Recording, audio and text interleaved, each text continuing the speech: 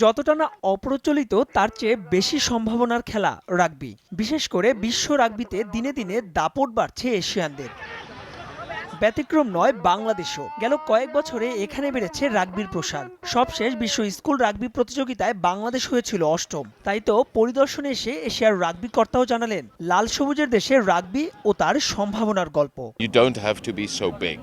দেখুন, রাগবি খেলতে শারীরিক শক্তির চেয়েও বেশি প্রয়োজন মানসিক দক্ষতা। উদাহরণ হিসেবে আমরা জাপানকে বলতে পারি। বাংলাদেশের খেলোয়াড়রা খুবই চৌকুস।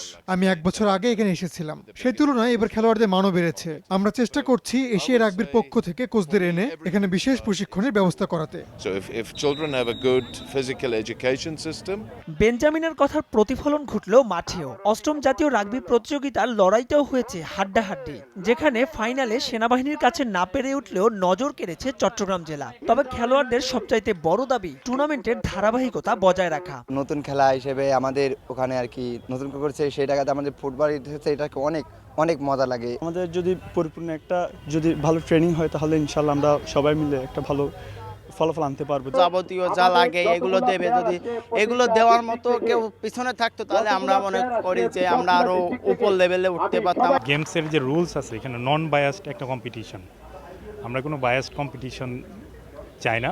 কাদা থেকে সৃষ্টি, কাদাই রাগবি খেলা হয়, এটা সহজেই খেলা যায়। তো রাগবিটা যদি শিক্ষাবোর্ড ইনক্লুড করে তাহলে আমাদের খেলাটা চলে যায়।